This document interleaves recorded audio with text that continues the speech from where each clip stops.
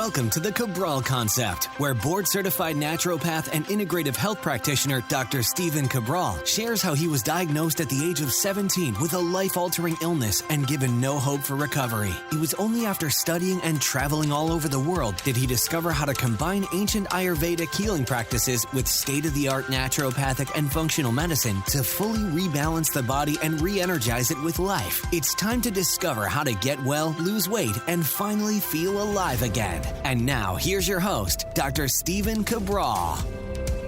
Hi, everyone, and welcome back to the show. We are here today with episode 1740 of the Cabral Concept.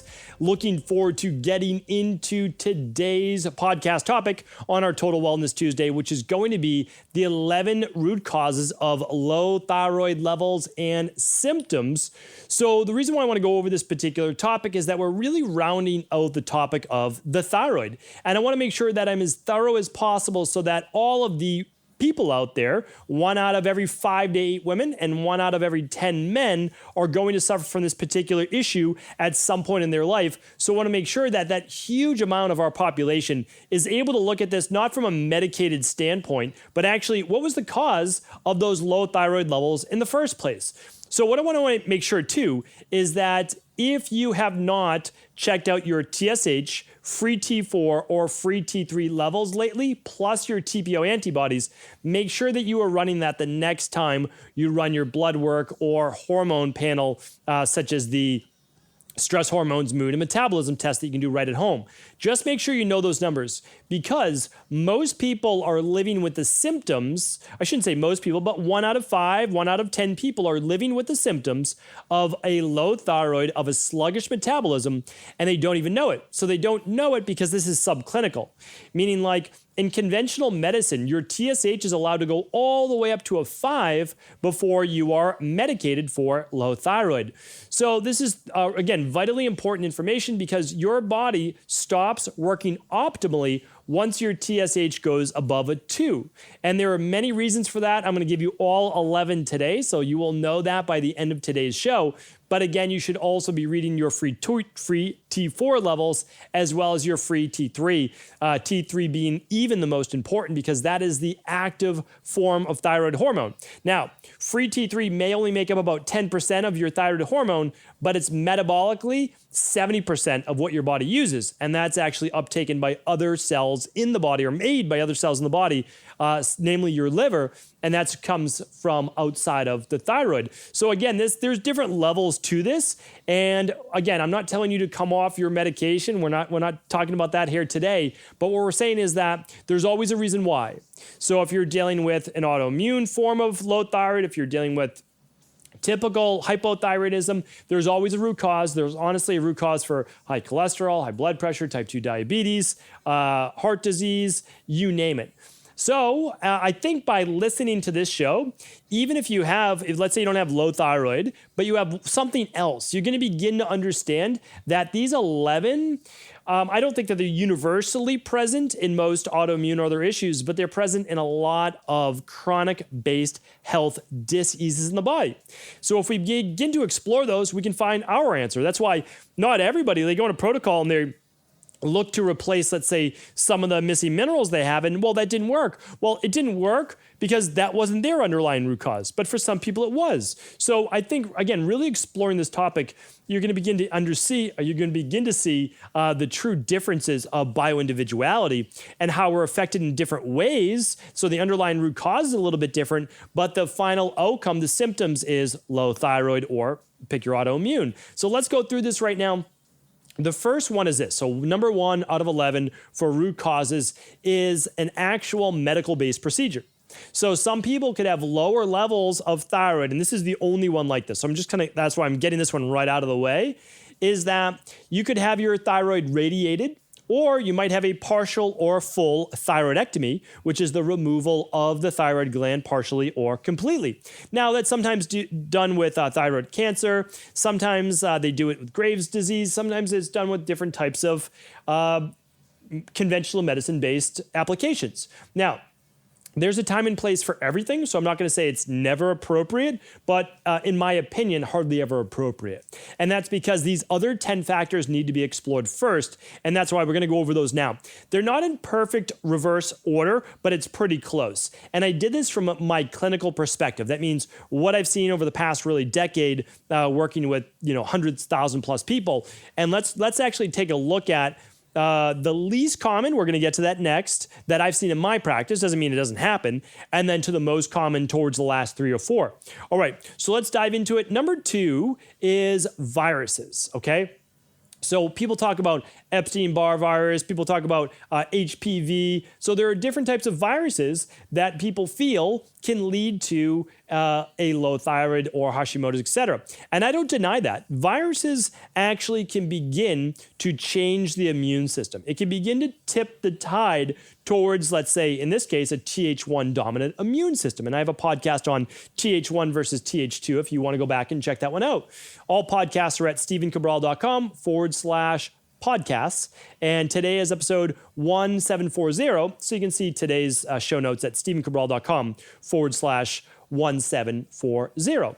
So why does this matter? Well, what happens is if the immune system becomes overactive because of a virus, or a virus begins to wear down the body, or a virus causes inflammation, then what can happen is there can be a greater immune response towards the thyroid if you're genetically susceptible. Now remember, the issue is this. It's not genetics that causes you to have low thyroid per se.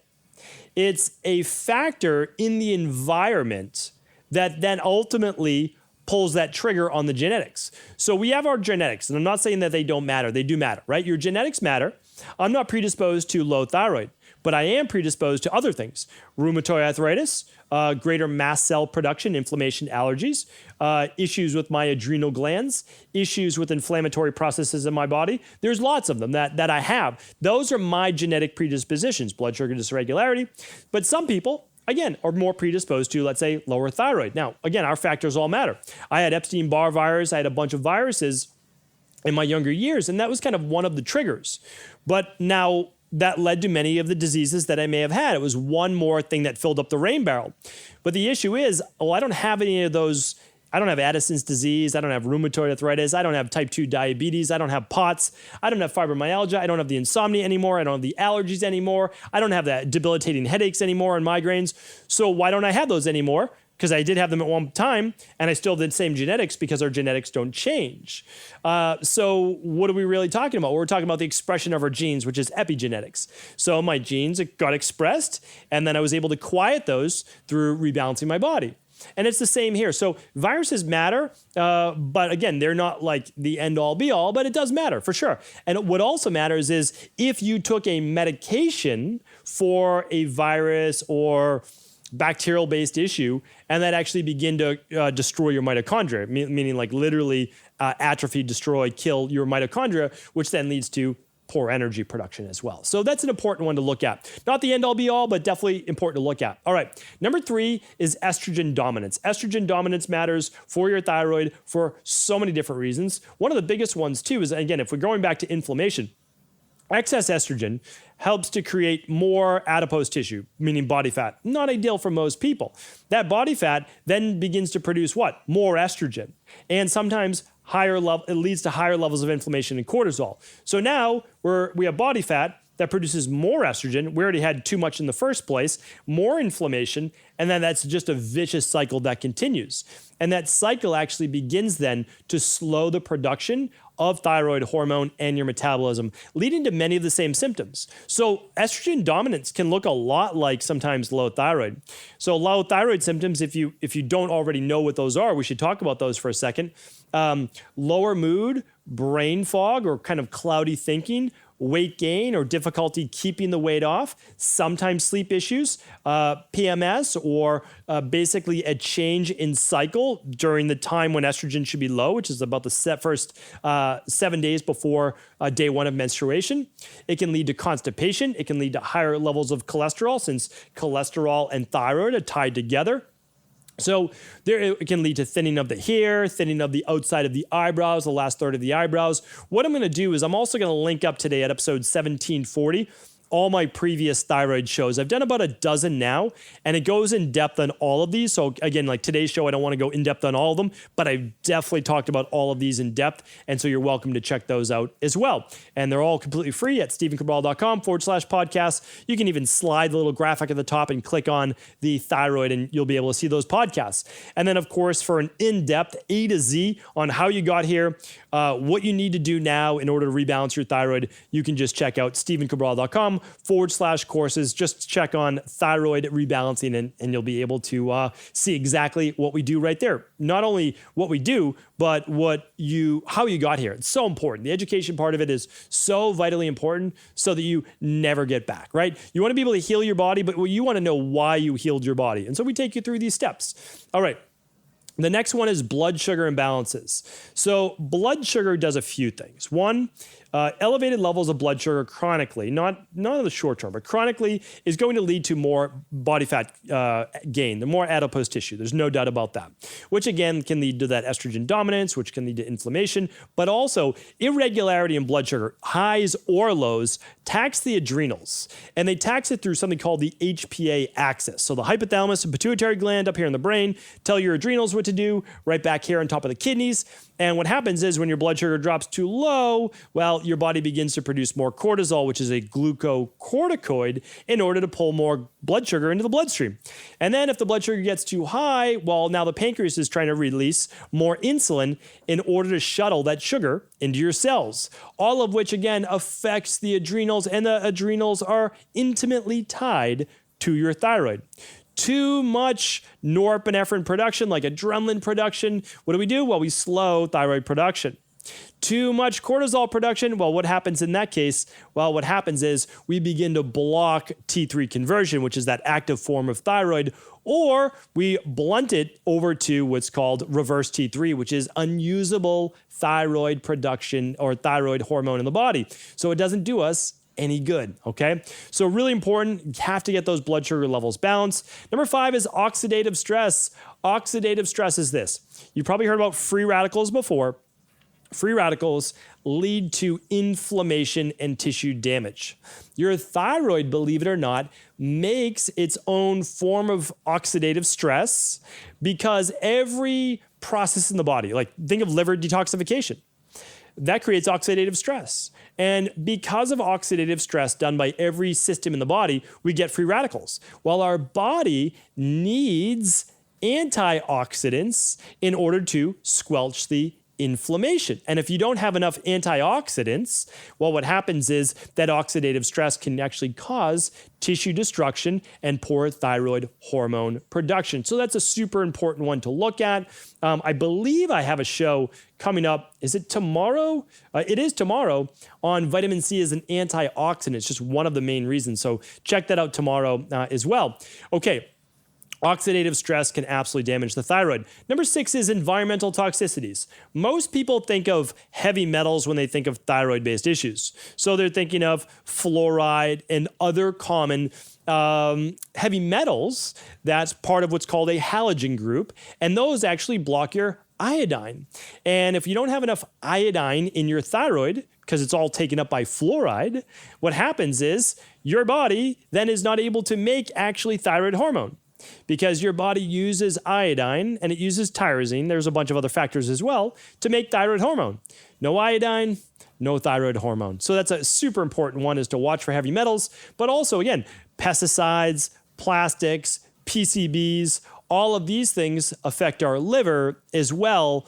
And why that's important is because, believe it or not, the majority of where that T3 is made inside the cells is actually in liver cells. So you have to make sure that liver, that's why doing a functional medicine liver detox is so crucial to the whole healing process, right? All right, number 7 is especially for women. This affects women way more than it does men. And I can tell you from being in clinical practice now, measuring lab levels for a decade, I can tell you for sure that women that go on low carb diets for longer than about 3 to 4 weeks, that seems to be the cutoff point, their body goes into more of a lowered metabolic response. And it does that as more of a survival protection-based method to be able to survive on less calories. Well, you might say, well, that's a good thing, but it's actually not. If your body lowers metabolic rate, if you take in the same amount of calories you do now, you'll actually gain weight. And one of the reasons why this happens is that your thyroid regulates a lot of your metabolism. So the slower your thyroid, typically the slower your metabolism. So we certainly want to correct that. And again, we use a form of a low carbohydrate diet in our practice as well during a functional medicine detox or during an elimination diet or during a CBO protocol. It doesn't have to be, but when you look at it that way, but it's only for 21 days. It's only for 3 weeks. And then right away, we're getting those refeeding meals back in. We're making sure the body knows that it's it's in a healthy place. It's not in a survival-based space. So really, really important. Again, if you've been on a low-carb diet for a while, you might want to look at this, especially for women. It seems to be much more detrimental, especially than men and younger men as well. It doesn't seem to affect as much. All right, number 8, micronutrient deficiencies such as iodine that I just spoke about, because again, iodine, much needed nutrient that most people don't get. Why don't they get iodine? Well, most people aren't eating sea-based vegetables, which is the most common form of iodine. But besides that, I talked about this on episode 1734 last week. So if you want to tune in, your body needs iron as well. There's a lot of women premenopausal that have lower levels of iron, leading to many of the same symptoms as hypothyroidism, and actually because they have lower levels of oxygen, lower levels of iron. So again, iron is used for thyroid-based production. It also helps with the uptake as well of T3. So again, these things are so important, and it's why you can't overlook the importance of these particular nutrients. We see that all the time in our practice. We replace these deficiencies, and the thyroid, again, it has everything that it needs. So it begins to function much, much better again. All right, number 9 is gut issues, okay? So if you're talking about autoimmune dis-ease of the body, and you are not talking about the potential parasites, candida overgrowth, H. pylori, or small intestinal bacterial overgrowth, then you're really not looking at the root cause of a lot of these autoimmune issues, since we know over 90% of autoimmune issues have some type of gut permeability, leaky gut, as part of the equation as to why there is an autoimmune process in the first place. You can go back, you can check out my previous podcast on leaky gut as well. I don't know if I'll be able to find it real quick here for you, but it's paramount in being able to deal with autoimmune issues in general. So what I'll do is I'll just make sure that we get these linked up for you. You can just head over today to stevencabral.com/1740, and my team will link those up for you. And of course, if you go to /podcast, you can always just use the search box to search for previous podcasts as well. All right. So we know that intestinal permeability, leaky gut, aka leaky gut, as well as those gut pathogens that I named, are 4 factors, in one, for why people have autoimmune-based issues. And if you're dealing with an autoimmune form of anything, please run the Candida metabolic and vitamins test along, if you can, with the bacteria and parasite stool test, along with the IgG food sensitivity test. Those 3 will give you a really complete picture of your gut. So I'm a huge advocate of those labs. You can do them right at home, really simple to do for children or adults. All right, and the last one is this. It is stress. I mentioned stress previously when I talked about blood sugar dysregulation and estrogen dominance and cortisol. But I want to really go back to this one because stress from work, life, emotional, trauma, pain, that you're in, anything like that, anything that leads to stress on the nervous system can begin to put you in what's called fight or flight, sympathetic nervous system dominance. That means that your body believes it, again, is in a survival-based state. This is really important. When your body believes it's in a survival-based state, it begins to slow metabolism. It does that to protect you. It really does. Your body's always doing things to protect you. When you get sick and it creates a fever, that is not a sign of the disease. That is a sign that your body is trying to heal you. A fever begins to speed up the flow of white blood cell production. A fever can actually break down the replication of viruses. That's why we have to be careful what we're always trying to suppress. So what I want to share with you here today is when your body lowers its metabolic rate because you produce too much norepinephrine or adrenaline, you produce too much cortisol, Your body slows thyroid production, less T4, less T3 being created, and it also begins to shift active T3 to reverse T3.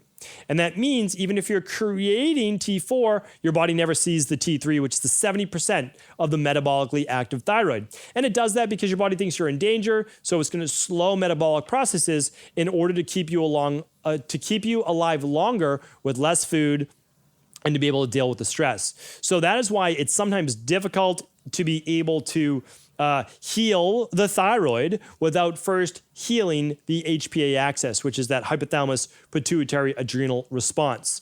So those are the 11 root causes of low thyroid levels and low thyroid symptoms. I really hope this was helpful. This was kind of a synopsis of it. If you want a deep dive of video tutorials, step-by-step, how to correct all of this, you can just check out our Thyroid Health Results Accelerator.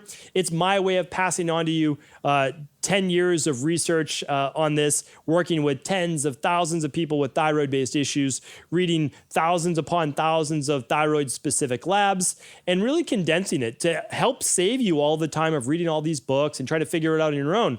I'm happy to do that for you. And we've really put it all together. I think my team's done a great job, really an amazing group of caring people. And you can check that over at stephencabral.com/courses. If it resonates with you, great. If not, there's many other, of course, podcasts that I've done before on the thyroid that you can check out. So hopefully that was helpful. And of course, if this information was useful, please do feel free to share it with anyone else you believe it could serve. Take care, everyone. I want to sincerely thank you for your support of this podcast. I couldn't do it without you, and I mean that. I truly do. I also want to make sure you knew that we now have multiple ways for you to find your answers to the most difficult health, wellness, weight loss, and anti-aging questions. You can find podcast-specific topics like thyroid, adrenal, hormones, sleep, digestion, Ayurveda, and many more at stephencabral.com/podcasts that will then link you to your favorite Apple, Spotify, and other podcast players. Plus, all new podcasts and weekly exclusive video content is being added to our YouTube channel at youtube.com/Stephen Cabral. And that's Stephen with a PH. Head on over and subscribe so that you don't miss any of the exclusive content. Lastly, if you've ever found any of my podcasts or books to be helpful, I would really appreciate it if you could leave a review on iTunes or your favorite media player for the podcast. Rating and subscribing to the YouTube and podcast allow me to reach more and more people and help spread my mission of healing throughout the world. Thank you again for being a part of this movement.